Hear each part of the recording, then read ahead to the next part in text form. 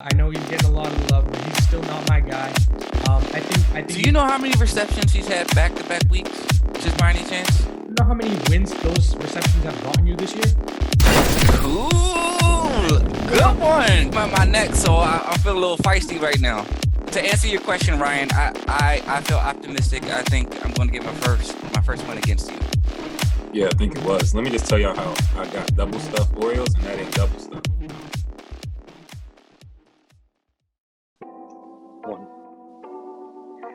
Ladies and gentlemen, welcome to week 5 within the Indecision Cave. I'm your host, Ryan Grace, and I'm here with the usual crew. We got the commissioner rocking his throwback Eagles jersey. Yes, sir.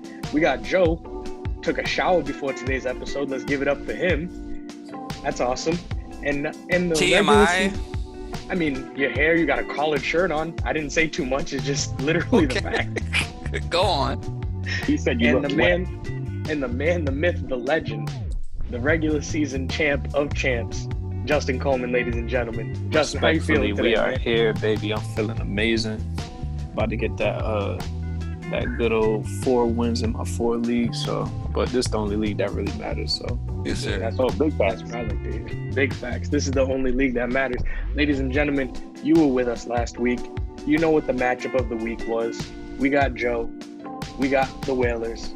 And we got to talk about it, Joe. What's going on in your week 4 matchup against the GOAT? No, let's give the floor right back to you. You were pretty confident that the Whalers were going to come out. And at halftime of one of 2 games, we have you projected to be down 30 points. So are you still feeling this confident that all those who picked me over winning, over you in winning this week, are they still wrong, as you were confidently saying? I think you said it right initially. They picked you over winning because I'm still going to pull out the victory. My squad's still strong. Let's go. Let's go. Let's go, I mean, Ryan. There's definitely reason for us to feel a little shaky. We're down by 90 points heading into Monday night's games, but like you said, we got 4 guys going, including Calvin Ridley, Julian Edelman, Clyde Edwards-Helaire, and Todd Gurley. So if anybody's got the firepower to make a comeback, it's this Whalers group. So I mean, your team's clicking on all cylinders, right? Lamar Jackson had a big game. Will Fuller had his best game ever in his life. Pissed me off. No. It was miserable, right? Like, that's not what you're expecting from him. It was miserable.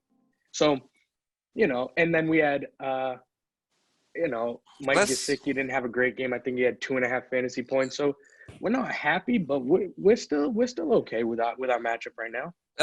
Just real quick, just for accuracy purposes, Will Fuller in our full PPR league scored 22.8 points. The first week he scored 19.2 points, and he got hurt, and then the week after that, 15.4. So that's not too far off from his mean. But I respect that, Ryan. If I was in your shoes, projected to lose by 30 points, I would not have so much confidence. But I respect the heck out of that for you, man. That's dope. No, I mean, there's no reason not to be confident. Our squad is prepped. We've had a good halftime conversation with Edelman and with CEH. They're going to come back ready to rock and roll. So we're happy with where we are, man. And hopefully by the time we talk on the next episode, you'll still have that grin on your face. You know what I'm saying? Yeah. Because I would love to know, if I am to win, how is it that in the 2 to 3 years that I've been in this league, how you have yet to win against me? That would be a fascinating conversation. But we won't know that. Talk about it. Yeah, we won't know that. We'll talk about it. You know what? But we're going to move on from that matchup. Like I said, ladies and gentlemen, coming into the Monday Night Football games, the Whalers were down by 90 points. So it's not as great of a matchup as we were expecting. But hopefully we can change that around. And when we talk to you later in the week, we're still hoping the Whalers will be atop the rankings and be 3-1. But Justin, we're going to come to you, man. How's your week 4 matchup going? Oh, it's looking promising right now. I got Pat playing. He's playing the Patriots, so it's going to be a tough matchup. I just need him to get 1 touchdown. I'm going against Aaron Rodgers and Aaron Jones tonight, so I hope I build enough cushion to solidify the victory. But not too worried. Any from your team in week 4, any noteworthy performances? Anyone that we should be talking about, acknowledging? Anyone on your bench that played well? What's going on out there?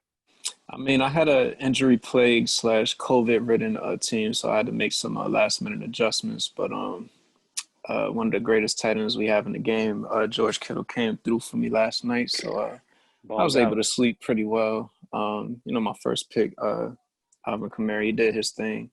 DK Metcalf put up his numbers. Everybody else, they kind of struggled a little bit.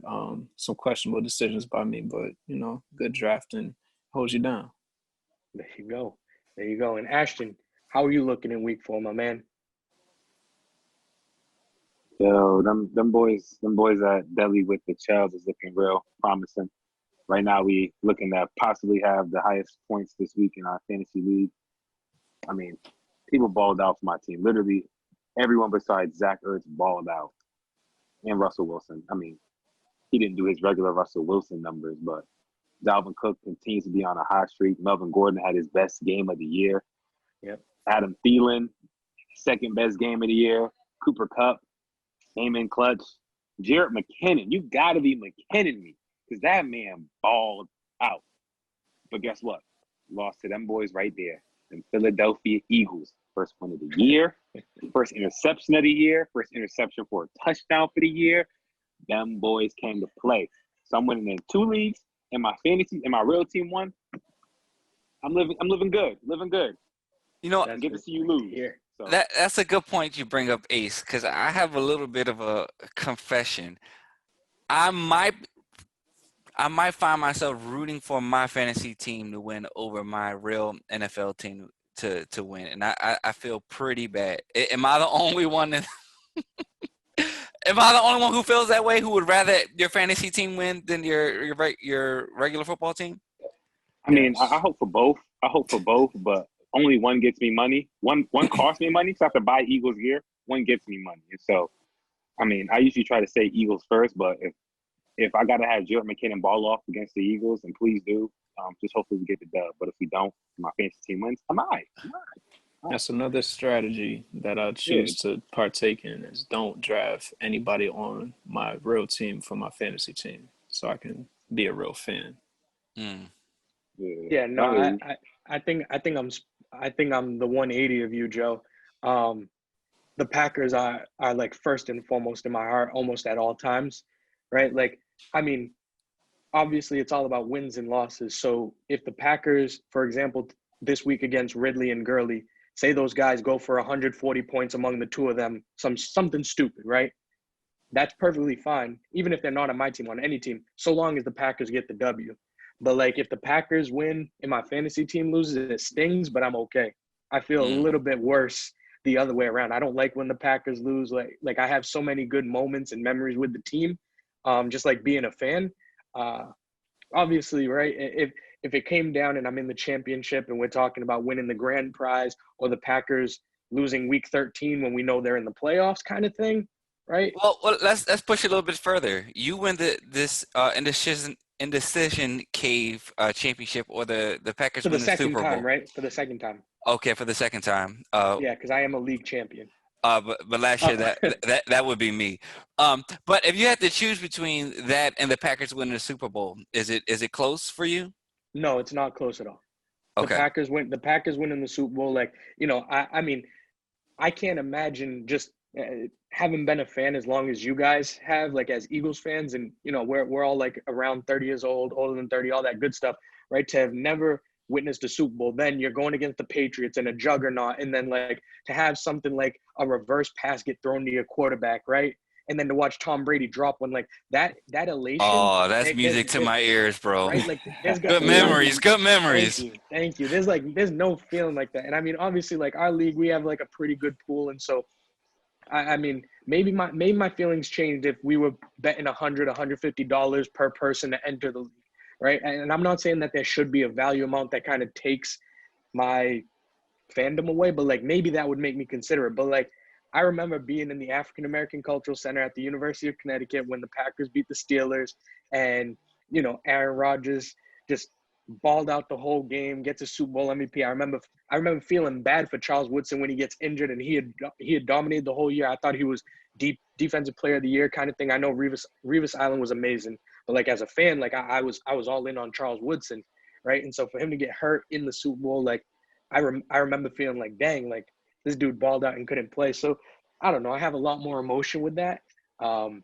But that's not to say when my squad's involved in a fantasy big-time matchup that I'm not freaking out and holding on to watching Allen Robinson go crazy this week and me just hating your team every time he catches a pass. So, but I do go Packers, then the New Bedford Whalers for sure. Got you. For sure. Loyalty, baby, loyalty. Yes. Gentlemen, I'd be remiss if I didn't bring up this one fact because we might have done it to our boy again.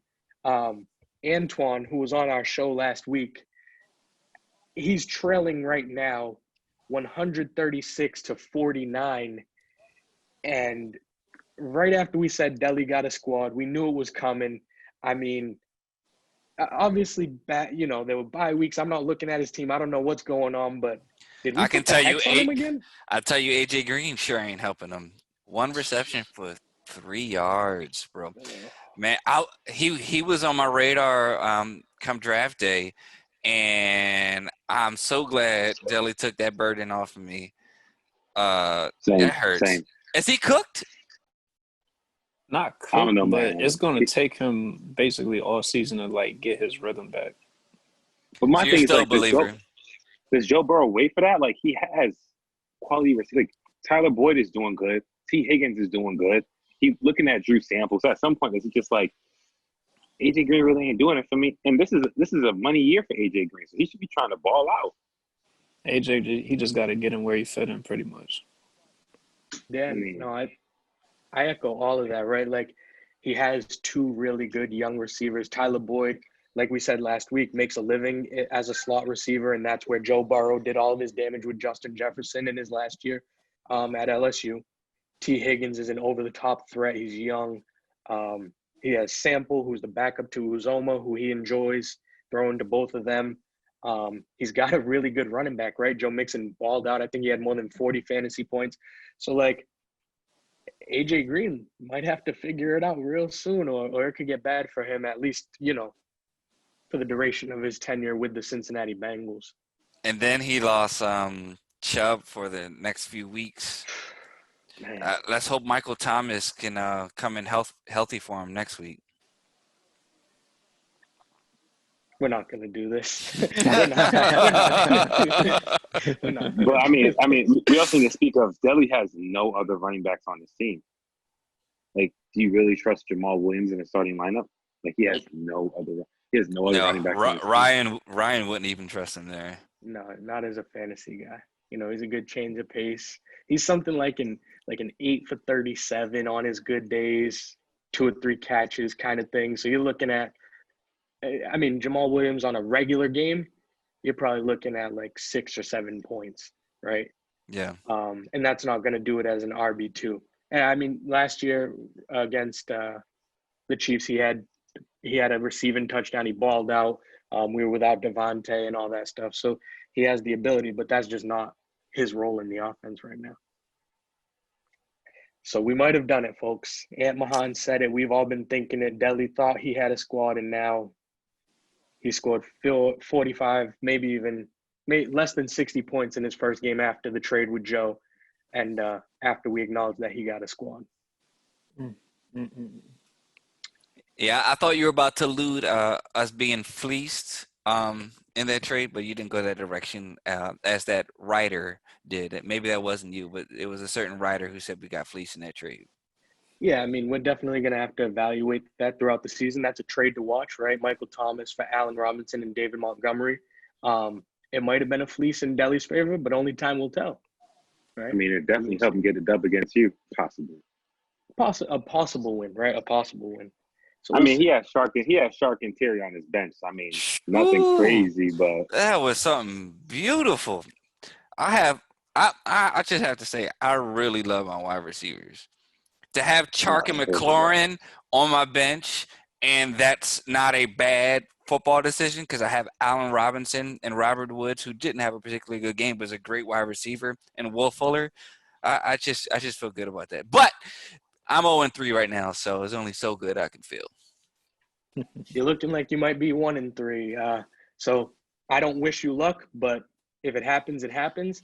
Ladies and gentlemen, when we come back, we're going to discuss waiver wire in the Indecision game. All right, time for me to eat real quick.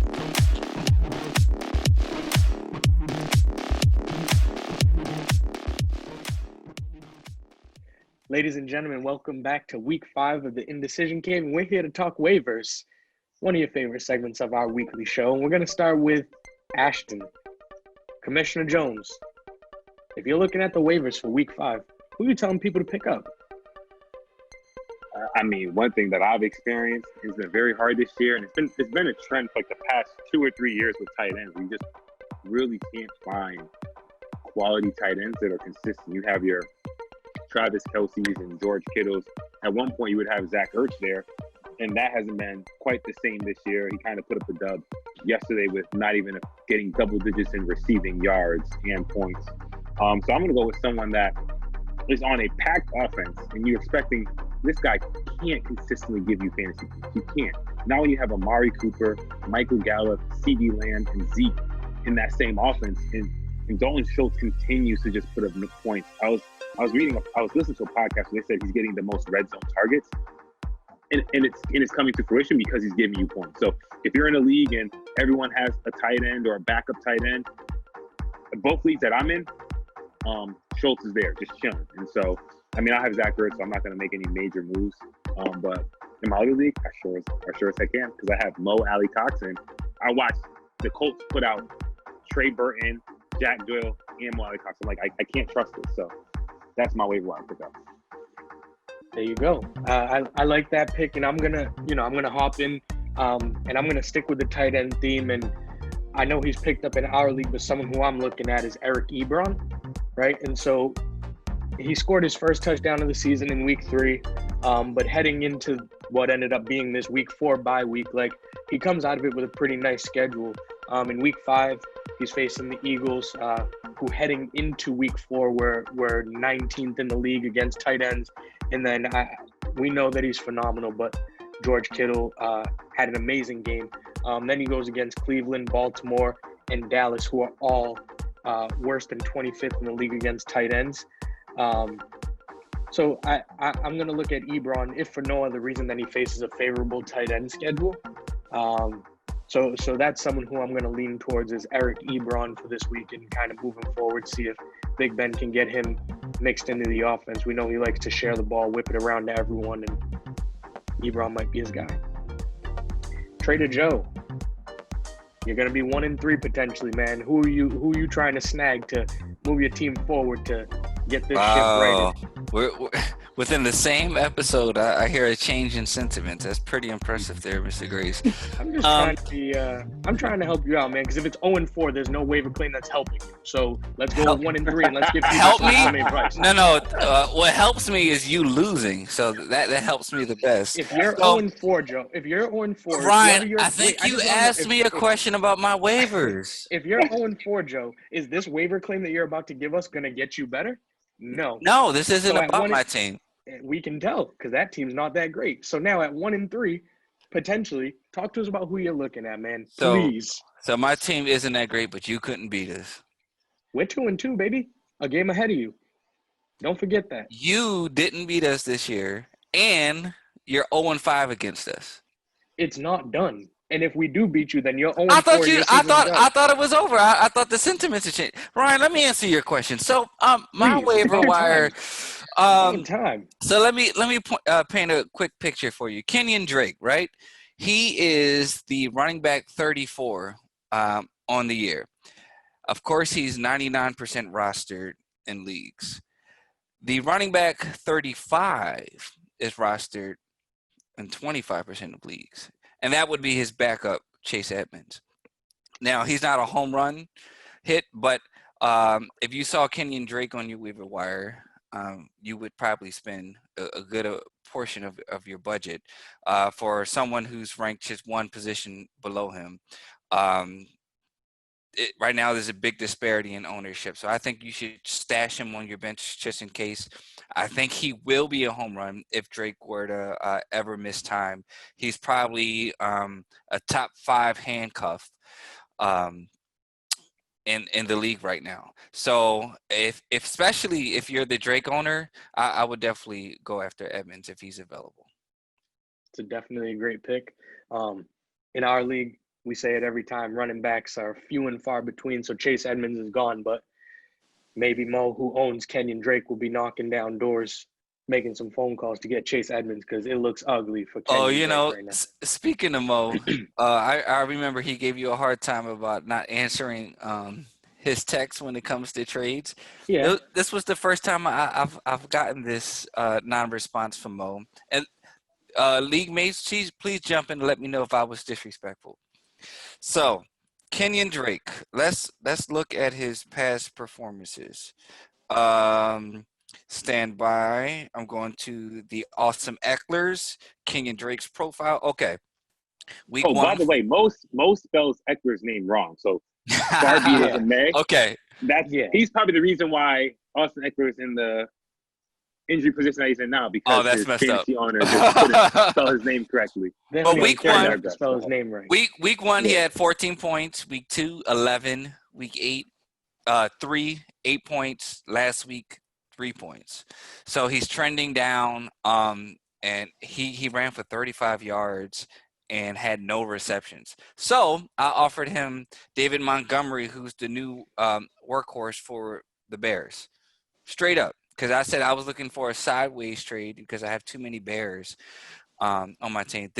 Is that reason to ignore someone's text? Was that disrespectful?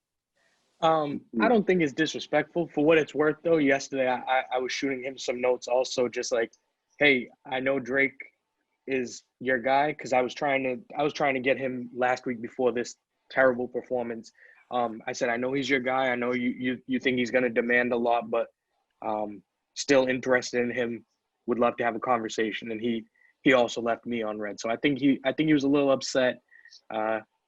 His 49ers ended up losing. I don't know where his heart's at, but maybe we gotta revisit before the Wednesday episode. Okay. I mean, we also got to talk about how his fantasy team is also losing and didn't put up 100 points, but that's another episode. Wow, what a turnaround, because just last week he was saying that he would be begging to come on if he was undefeated 4-0. Correct. Mm-hmm. There you go. Mm-hmm. Life But we might still have him fast. on. We might still have him come on, because if he doesn't win this week, he would have also allowed 0-3 Kai to get off the schneid, because Kai would have been 0-4, and we'd love to get Kai on the show so that Right.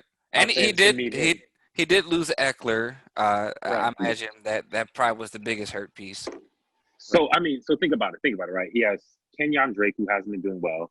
He lost Eckler, right? Raheem Mostert hasn't played in some time, right? And then you have to assume that Raheem Mostert's going to just play in a timeshare, right? With whether it's Jeff Wilson, Tevin Coleman, Jarrett McKinnon, the ball's going to get spread around to the hot hand. It seems like he might need a running back. So maybe you can pull a Bill O'Brien and request D-Hop for David Montgomery. Right. Who knows? It might be the dumbest thing in the world. Then you'll be without a job, and that just is what it is. But, maybe that happens. I don't know. Speaking of Bill O'Brien, just got fired this week after a bunch of moves, just ruining our boy Deshaun Watson's career 1 week at a time, man. You don't give Randall Cobb the bag. As a GM, if you were to take over this week for the Texans, in the back of your mind as fantasy owners, should they be worried about players getting traded? Do you think they'll rock out with the roster as constructed, or they'll try to make some moves? Man, I think if you're the Texans, you try to make a run for maybe instead of giving up your players, your pieces, you kind of put faith in your great quarterback. Maybe get someone like AB, maybe sign someone like Earl Thomas, right? Try to shore up the defense a little bit more. But I heard that kind of thing. When it came to Earl Thomas, because he was supposed to sign with the Texans, right? That's the right team. Yeah, that was the players stood up and said, "Nah, we're not down with that." Yeah, I read that somewhere. Maybe that's it, that's though. crazy. Maybe you get AB, give Deshaun Watson like a real number one threat. I mean, Will Fuller aside, he's a good player, but he's not an ace. He's not a number one. Kenny Stills is not a number one. So maybe give him a real number one. Try to figure it out over there. Justin, Yeah, and didn't forget. I'm just saying like whoever goes into the Texans organization, you just build around your playbook around Deshaun Watson. I don't think Bill O'Brien did that. So any Deshaun Watson owners, y'all should enjoy that switch in culture and coaching, and Tyreek Hill just scored a touchdown. Yeah, you just don't get rid of the best receiver in the game, arguably. But that's another story. Justin, let's stick with you. Who are you looking at on the waiver wire in Week 5? I mean, we're not going to make it hard. Eckler, as we just stated, he's going to be out about 6 weeks. He got a hammy, so it might be a lingering injury. So Ian hyperextended me. So you got a double whammy. Yeah. It only makes sense for another Justin to step up and help Justin Herbert. Justin Jackson for the Chargers. That's what I'm going with. Just looking at Kelly, I didn't really like the production that he had from this last game, given that Eckler went out early in the game and he didn't really do too much after that. There will be some split carries and seeing who will come out of the pack between the two, but I feel like Justin Jackson will be a good pickup for anybody looking for another running back. There you go. I'm sure he's gone in our league also, but maybe Mo tries to pick him up. Running backs are few and far between in our league. Hopefully Mo makes a decision. Hopefully we all get the guys that we want this week. I know Joe, he's still ranked number 2 in the fantasy pros. So even if he's 0-4, 1-3, someone has faith in him. So hopefully he can right his ship. You know, Justin gets his victory if Aaron Jones and Aaron Rodgers don't ball out. And Ashton's sleeping comfortably with the largest score in our league this week. Possibly. Kyle still has people playing. There you go. Well, gentlemen, as always, thank you. We killed it. We crushed it again. And we will be back later this week with our matchup of the week, with our start and sit, and for some other fun discussions within the Indecision Cave. Yo, question though. We ain't talk about the Falcons-Packers game. Like, what are our thoughts? Because I know last week you had Alan Lazard as your start of the week, and he's now hurt. And I had MVS, and Devontae Adams isn't playing again. Going back to a statement Joe made 2 weeks ago about him not playing because he's injured. Just thoughts on, do you want to switch up your start and sit of the week? Or do you want to pick someone else on the Packers? Do you want to just join me with MVS? I just want to know your thoughts. No, I mean, if allowed to adjust the start and sit for this game, I'm going to go with Bobby Tonyan, the tight end for the Packers. Aaron Rodgers has been targeting him a lot. I think after MVS, he'll be the guy to get the most targets. But I'm not. I mean, I picked Lazard because he wasn't injured when we were talking, and then out of nowhere, he's having surgery and he's done for the next indefinitely. So it was something that I wasn't made aware of. Obviously, I wouldn't have started someone who's injured. That's Joe's thing, or sitting someone who's injured. That's the Joe pick. He likes to give our fans advice about things they already know. Hey, this guy's not playing. I wouldn't start him. It's like, okay, thank you, Joey. Great job. So I try to give advice that like fans will appreciate, and that's what I've done. Joe's a champion, but he's not trying. Yo, Joe, exactly. You're the champion. You're very self-centered. You're worried about your team and you, and we're trying to help the people. Well, that's what I'm about. Mr. Grace, you were talking. I didn't want to interrupt. Just please proceed. What are you doing? I'm listening to your segment and your misinformation. What's misinformation? Mr. Grace, I like that you are changing the focus and really avoiding the L that you're taking right now. Yeah. Oh, my fault. Yeah. Yo, hold on. Before we end, I might have an adjustment. That's crazy. Hone in on that, producer. That's crazy. I might make my waiver wire pickup of the week Damian Harris, because that man has 94 yards right now. He is balling. He is currently on my team because I drafted him because I was a smart individual. But if he's on your waiver wire, definitely go ahead and look at him. And that's good as well. Never trust the Patriots running back, man. You never know who's going to get the love each week. Justin, am I right? Absolutely. Never trust a Patriots player except for the quarterback. There you go. Ladies and gentlemen, on that note, we're going to end it with me being right, and we will see you later this week in the Indecision Cave.